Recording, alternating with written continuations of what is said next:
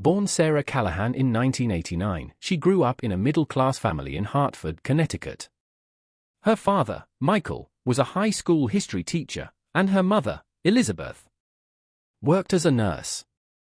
Sarah was the younger of two children, with an older brother, Jason, who was 3 years her senior.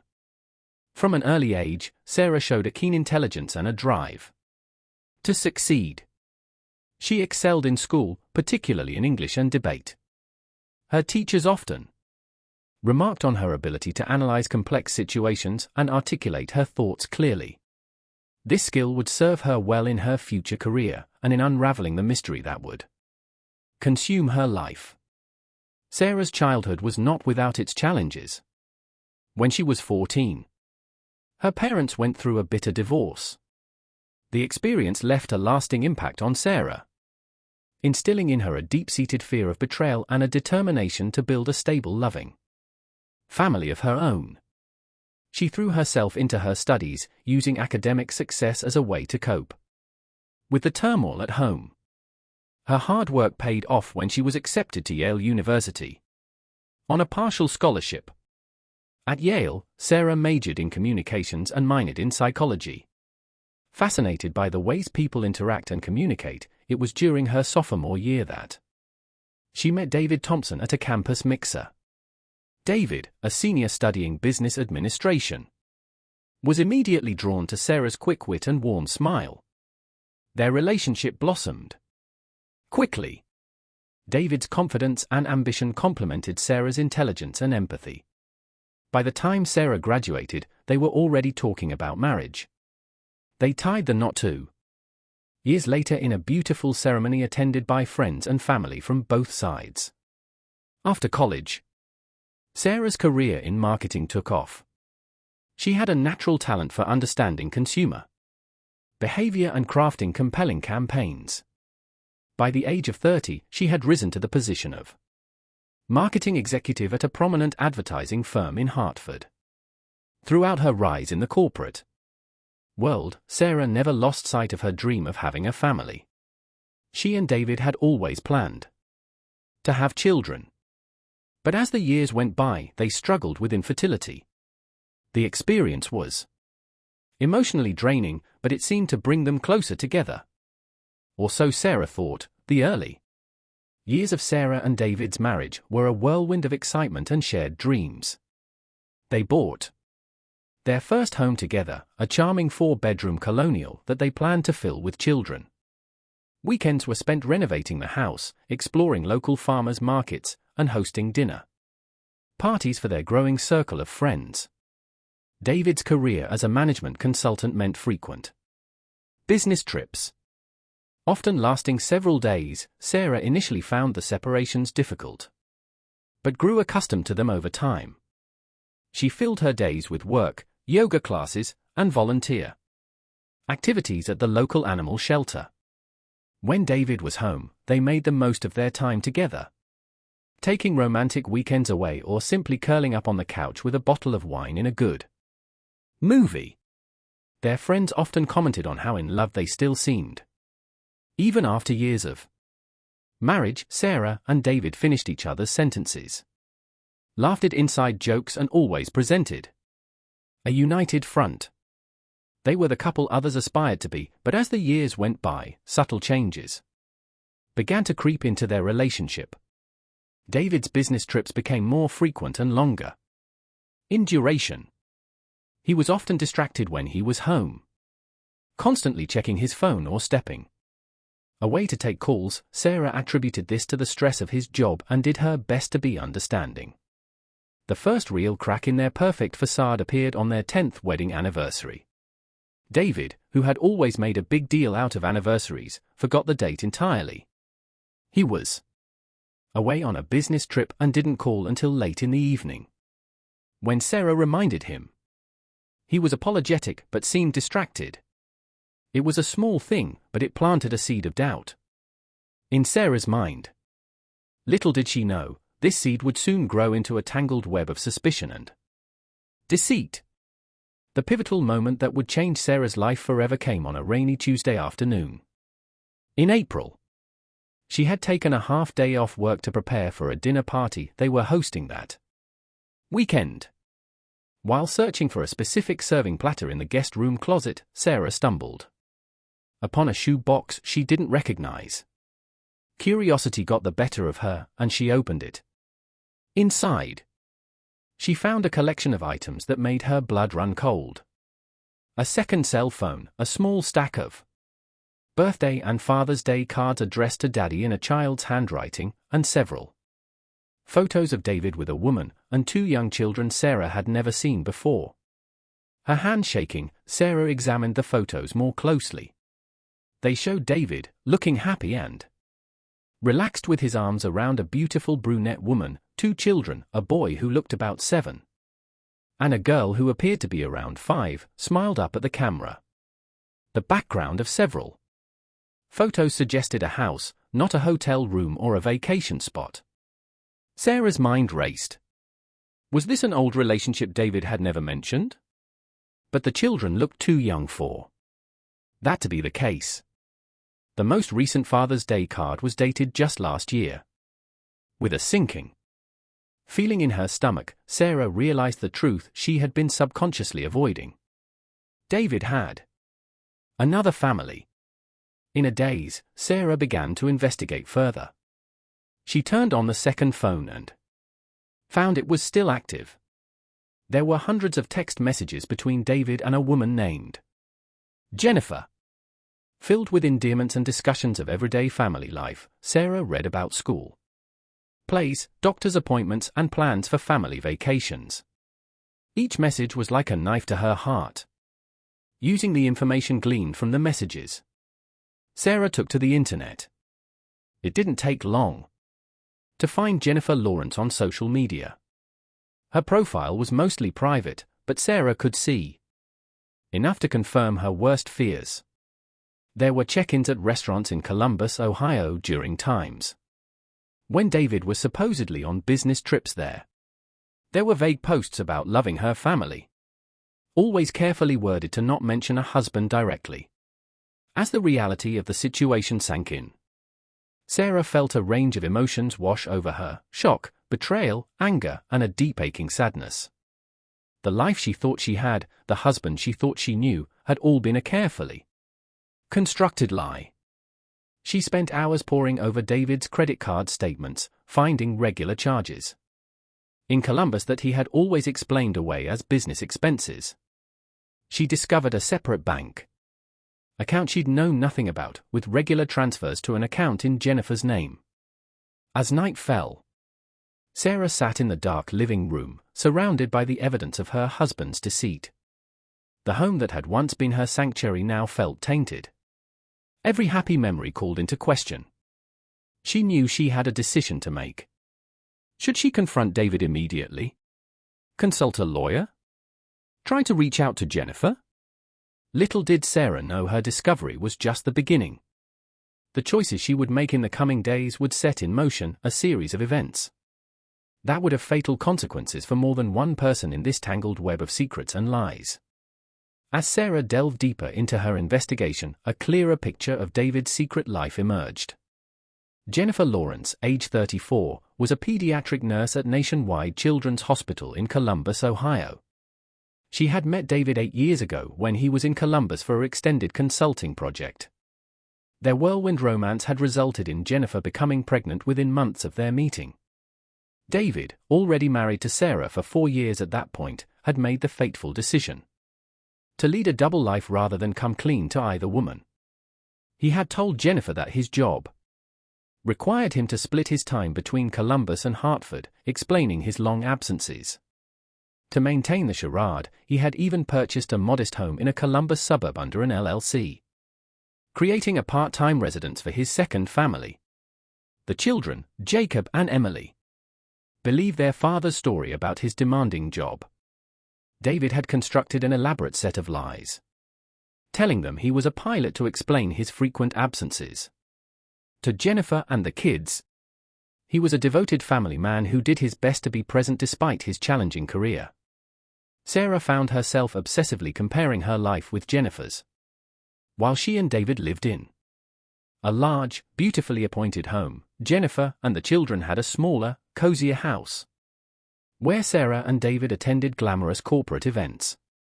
Jennifer's social media showed a life filled with children's birthday parties, little league games, and family barbecues. The stark differences between the two lives David led were astounding. With Sarah, he was the ambitious, polished executive. Family photos showed him in tailored suits at charity galas and on exotic vacations, but photos from his life with Jennifer portrayed a more relaxed, casual version of David. A man in jeans and t-shirts, building sandcastles and pushing swings. Sarah couldn't help but wonder if this other life, this other version of David, was more real than the one she knew. Had their entire marriage been a performance on his part, the David she knew would never have been content with the simple domestic life he seemed to have with Jennifer, or had she never really known him at all? As she continued to uncover more details about David's secret family, Sarah's emotions fluctuated between rage, heartbreak, and a bizarre sense of fascination. She found herself wondering about Jennifer. Was she also a victim in this deception, or had she known about Sarah all along? And what about the children, innocent parties who had no idea their entire family life was built on a foundation of lies? The more Sarah learned, the more she realized that confronting David wouldn't just be about her own hurt and betrayal. Her actions would have far-reaching consequences, potentially destroying the lives of two young children who had done nothing wrong. The weight of this knowledge pressed down on her, making the decision of what to do next feel impossibly heavy. After days of internal turmoil, Sarah finally decided she couldn't continue living a lie. She needed answers, and she needed them from David. She chose a Friday evening, when he was due to return from a business trip, to confront him. Sarah spent the day in a state of high anxiety, rehearsing what she would say, imagining his responses and trying to prepare herself for every possibility. When David walked through the door at 7 p.m., his welcoming smile faltered as he saw Sarah sitting rigidly on the living room couch, the showbox and piles of evidence laid out on the coffee table before her. The color drained from his face as he realized his carefully constructed world was about to come crashing down. "Sarah, we need to talk," she said, her voice trembling slightly despite her efforts to remain calm. "I know about Jennifer and the kids. I know everything." For a moment, David stood frozen in the doorway, his face a mask of shock and fear. Then, as if a switch had been flipped, he moved into damage control mode. He approached Sarah, his hands held out in a placating gesture. "Honey, I can explain. It's not what you think," but Sarah was beyond placation. Fonts of suspicion followed by days of agonizing certainty had left her raw and angry. She erupted, her voice rising as she hurled questions and accusations at her husband. How long had this been going on? How could he betray her like this? Did he ever really love her? Or was their entire marriage a lie? David's responses came in a jumble of excuses and apologies. He hadn't meant for it to happen. He'd felt trapped. He loved both his families in different ways. He'd always intended to find a way to end things with Jennifer. But then the children came along. He was sorry, so sorry. As the argument escalated, Sarah noticed a change come over David. His initial shock and remorse gave way to a cold, calculating look. When Sarah mentioned going to Jennifer with the truth, David's demeanor changed entirely. His voice took on a threatening edge, as he told Sarah to think very carefully about her next move. Suddenly, Sarah realized she was seeing a side of David she'd never known existed. This wasn't the man she'd married. The man she thought she knew better than anyone in the world. This was a stranger, capable of living a lie. For years, of deceiving everyone around him. For the first time, she felt a flicker of fear. The confrontation ended abruptly when David, his face contorted with a mixture of anger and panic, stormed out of the house. Sarah heard his car start up and peel out of the driveway. She was left alone in the echoing silence of their home, surrounded by the debris of their shattered life. In the immediate aftermath of the confrontation, Sarah felt numb. She moved through the house in a daze, alternating between bouts of uncontrollable tears and periods of eerie calm. She called in sick to work and spent days in a fog, barely eating or sleeping, replaying the confrontation over and over in her mind. David didn't return home. At first, Sarah assumed he had gone to Jennifer to warn her, or perhaps to finally choose his other family over his life with Sarah. But as days passed, with no word from David, no charges on their joint credit cards, no activity on his main cell phone, a new worry began to nod at her. Where was David? What was he planning? The man she had confronted was not the David she knew, and she had no idea what he might be capable of. As the silence stretched, Sarah's worry turned to fear. She hadn't told anyone about what she discovered, about the confrontation. Now, with David missing and her world in shambles, she realized she was alone with a secret that felt too big, too dangerous to keep to herself. Little did Sarah know. Her decision to finally share what she knew would set in motion a chain of events that would lead to consequences far more dire than she could have ever imagined. 5 days after the confrontation, with still no word from David, Sarah finally broke her silence. She reached out to David's younger sister Emma, the family member she felt closest to. Over coffee at a quiet cafe, Sarah poured out the whole story. Emma listened with growing horror, her face pale and drawn as Sarah revealed the extent of David's deception. Emma's shock quickly turned to action, convinced that David's disappearance was cause for serious concern. She insisted they go to the police, despite Sarah's reluctance, fearing the public exposure of their private tragedy. She agreed. The police took the report seriously. Detective Michael Lawson, a veteran of the force with a reputation for solving complex cases, was assigned to the investigation. He listened intently as Sarah recounted the events leading up to David's disappearance. The revelation of the secret family raised immediate red flags for the experienced detective. Jennifer Lawrence, shell-shocked by the revelations, initially refused to speak to anyone, but as the investigation progressed, she had no choice but to cooperate with the police. Her statement painted a picture of a loving partner and father, a man who had never given her reason to suspect he had another life. As Detective Lawson dug deeper, more inconsistencies in David's life came delight. Financial records showed large sums of money being moved around in ways that didn't match his known income. Colleagues reported that some of David's claimed business didn't align with company records. The image of David Thompson as a successful, honest businessman began to crumble under the weight of mounting evidence of fraud and deception. 2 weeks into the investigation, a potential breakthrough came when David's car was found abandoned at a parking garage near Bradley International Airport. Security footage showed David entering the garage, but no cameras had captured him leaving. This discovery only deepened the mystery.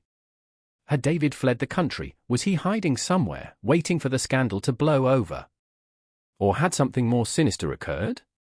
As the investigation intensified, the strain began to show on both Sarah and Jennifer.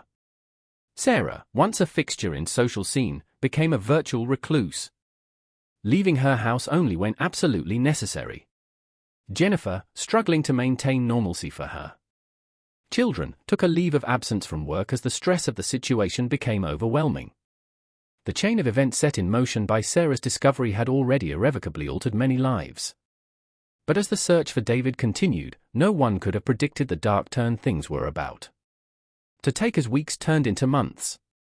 Detective Lawson and his team continued to dig into every aspect of David Thompson's life. What they uncovered painted a picture of a man who had been living on the edge of discovery for years, juggling not just two families, but a complex web of financial fraud. Interviews with David's colleagues revealed a pattern of discrepancies in his work history. Simon Reeves, a fellow consultant, recalled instances where David had claimed to be at client meetings that Reeves knew had never taken place. He had always admired David's ability to bring in new business, but now he wondered if those clients had ever really existed. David's financial records told an even more damning story. Forensic accountants discovered an elaborate Ponzi scheme that David had been running for years. He had been using his position to create fake consulting contracts, then using money from new investors to pay off older ones while skimming large sums for himself. This explained how he had been able to maintain two households and fund his lavish lifestyle. As the truth about David's fraudulent activities came to light, many of his former friends and associates found themselves under scrutiny. Sarah, still reeling from the destruction of her marriage, was now faced with the possibility that everything in her life with David had been built on criminal activity. She spent hours talking with lawyers, trying to understand the extent of her legal exposure. Though she had been unaware of David's illegal activities, she feared that her comfortable lifestyle might have been funded by stolen money. Meanwhile, in Columbus, Jennifer was grappling with her own version of this nightmare. The life she had built with David, the father of her children, was crumbling around her. She was questioned repeatedly by police. Her every interaction with David over the years scrutinized for clues. The hardest part was explaining to Jacob and Emily why their father wasn't coming home, why people were saying bad things about him on TV. As the investigation progressed, a clearer timeline of David's last known movements began to emerge. Security footage from the airport parking garage where his car was found showed David entering on the night of his disappearance, carrying a large duffel bag. However, no footage showed him leaving the garage or entering the airport terminal. This led to a thorough search of the parking garage, including areas not covered by cameras. It was during this search that investigators made a grim discovery. Hidden in a seldom-used stairwell, they found David's duffel bag. Inside were his wallet, phone and a handwritten note. The contents of the note sent shockwaves through everyone involved in the case. In it, David confessed to his fraudulent activities and expressed remorse for the pain he had caused both his families. He wrote of feeling trapped of the constant fear of discovery that had dominated his life for years. The note ended with a chilling statement. By the time you read this, I'll be gone. It's better this way. I'm sorry for everything. The discovery of the note changed the direction of the investigation. Was this a suicide note? Had David taken his own life? If so, where was his body? A final deception in a life full of lies, meant to throw investigators off his trail while he escaped to start yet another new life somewhere else. As the search for David Thompson entered a new phase, the ripple effects of his actions continued to spread. Lives had been upended, fortunes lost, and reputations ruined. But the full extent of the damage was yet to be revealed, and the body count was about to rise. 3 months after David's disappearance, the investigation took a dark and unexpected turn. Simon Reeves, David's colleague who had spoken to the police about discrepancies and David's work claims, was found dead in his home. At first glance, it appeared to be a tragic accident. Reeves had apparently fallen down the stairs after a night of heavy drinking. However, certain details didn't add up. Detective Lawson, now leading a task force dedicated to the Thompson case and its offshoots, approached the scene with suspicion. The position of Reeves' body seemed off for an accidental fall. Moreover, Reeves was known to be a social drinker but not prone to excess. A thorough forensic examination revealed traces of a powerful sedative in Reeves' system, one not prescribed to him. As the investigation into Reeves' death progressed, a chilling theory began to take shape. Had someone silenced Reeves to prevent him from revealing more about David's fraudulent activities, the timing was certainly suspicious. Reeves had been scheduled to give a more detailed statement to the police the very next day. The news of Reeves' deaths and shockwaves, those who had known David, who had been interviewed by police or were scheduled to be, began to look over their shoulders. The story that had started as a salacious tale of a double life had now turned deadly. Sarah, already struggling with anxiety and depression in the wake of David's disappearance, became nearly paralyzed with fear. She had never known Reeves well, but the idea that someone connected to David's case had died violently terrified her. She installed a security system in her home and rarely ventured out. In Columbus, Jennifer faced her own set of fears. She had her children to think of, and the idea that they might be in danger because of their connection to David was almost unbearable. She considered moving, starting fresh somewhere new. But the ongoing investigation made that impossible. As the police dug deeper into Reeves' death, they discovered that he had been compiling his own file on David's activities. His home office had been thoroughly searched before the police arrived. But the searchers had overlooked a hidden safe. Inside, detectives found documents suggesting that David's fraud went even deeper than they had initially suspected, potentially involving offshore accounts and connections to organized crime. The death of Simon Reeves marked a turning point in the case. What had begun as a story of infidelity and financial fraud had now become a potential murder investigation, and as tensions rose in fear spread, it would not be the last life claimed by the fallout from David Thompson's web of lies. In the weeks following Simon Reeves' death, a palpable sense of fear gripped everyone. Connected to the David Thompson case, the police increased patrols where Jennifer and the children lived. But it did little to calm nerves. Threats began to surface. Sarah received anonymous phone calls in the middle of the night. Heavy breathing on the other end of the line, Jennifer found her car vandalized. The word liar scratched into the paint. David's former boss at the consulting firm received a package containing a dead rat. The investigation into Reeves' death led to more questions than answers. Surveillance footage from the neighborhood showed a nondescript van park near Reeves' house on the night of his death. But the license plate was obscured.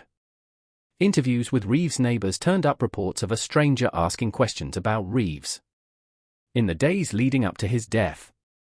But descriptions of the man were vague and contradictory. As the pressure mounted, cracks began to show in the facade of those closest to the case. Emma, David's sister, had a public meltdown in a local supermarket, screaming at a cashier who she thought was staring at her. Jennifer's oldest child, Jacob, was suspended from school for getting into a fight with a classmate who had taunted him about his missing father. Detective Lawson and his team worked around the clock, chasing down every lead, no matter how small. They were convinced that the key to unraveling the entire mystery lay in the missing pieces of David's financial records.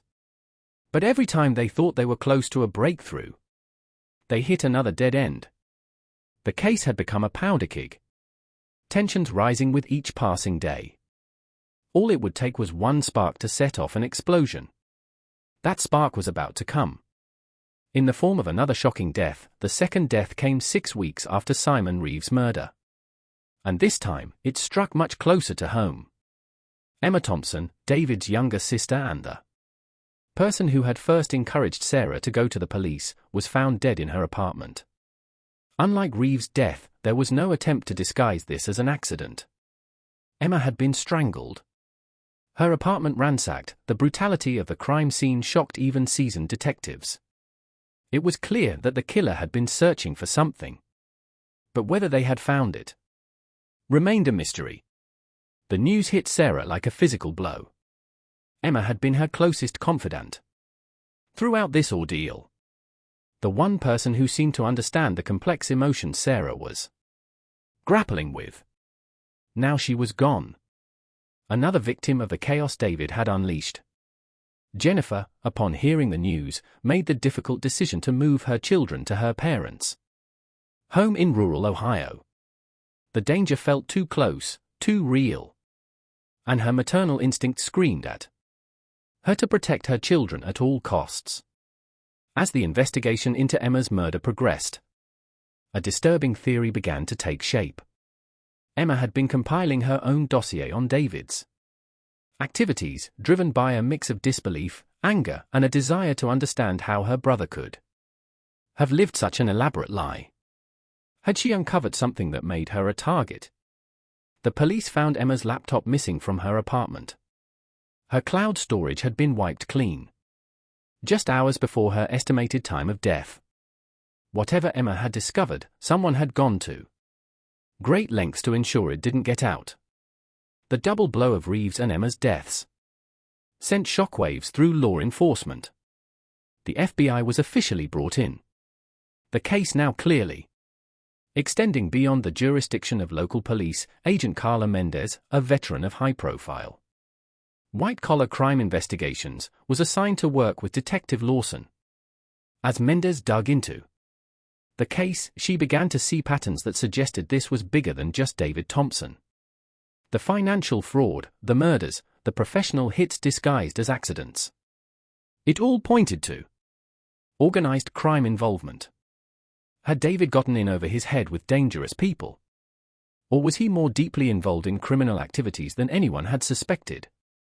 With 2 murders now linked to the case, the pressure to find David dead or alive intensified. But the man who had managed to lead a double life for years was proving just as elusive in his disappearance.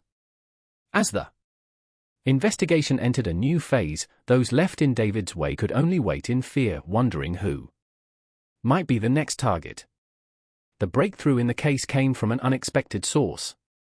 A hiker in a state park some 50 miles from Millbrook stumbled upon an abandoned cabin. Inside, he found evidence of recent occupation and a wall covered in newspaper clippings. The hiker, spooked by the scene, called the police. When Detective Lawson and Agent Mendez arrived at the cabin, they knew immediately they had found something significant. Hidden under a loose floorboard, they discovered a laptop that they would later confirm belonged to Emma Thompson. It was the first real lead they'd had in weeks. As forensic experts began to comb through the cabin and its surroundings, Sarah received a phone call that chilled her to the bone. It was David. His voice was ragged, barely recognizable. He told her he needed to see her, to explain everything. Against her better judgment, driven by a desperate need for answers, Sarah agreed to meet him. Their rendezvous point was an abandoned factory on the outskirts of town.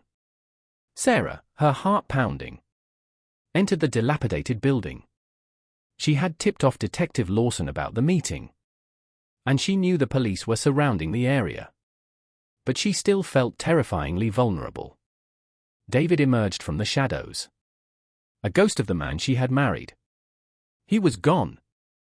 His eyes sunken, his once immaculate appearance now ragged and unkempt. For a moment, neither spoke. The weight of all that had happened hanging heavily between them. Finally, David began to talk. The words poured out of him in a torrent. He spoke of getting involved with a criminal organization. Years ago, using his consulting job as a cover for money laundering. At first, it had just been about the thrill, the extra money. But soon he was in too deep to get out. His voice broke as he talked about Jennifer and the kids. About how he had genuinely fallen in love with his second family. He had tried to keep them separate from his criminal activities, to give them the normal life he felt he could never fully provide for Sarah. As David talked, Sarah felt a mix of emotions washing over her. Anger, pity, disgust, and a lingering echo of the love she had once felt for this man. But mostly, she felt a deep aching sadness for all the lives destroyed by David's choices. Suddenly, David's demeanor changed. He mentioned Emma and Reeves, his eyes taking on a wild paranoid look. He was convinced they were coming for him, that nowhere was safe. Sarah, alarmed by his erratic behavior, tried to calm him down. to convince him to turn himself in. At that moment, the sound of police sirens filled the air. David panicked, pulled out a gun. Sarah hadn't even realized he was armed. She raised her hands trying to talk him down. But David was beyond reason. He was waving the gun erratically, shouting about how he couldn't go to prison. What happened next occurred in a matter of seconds, but would play out in slow motion in Sarah's nightmares for years to come. The police burst in, ordering David to drop his weapon. David, his face contorted in anguish, turned the gun on himself.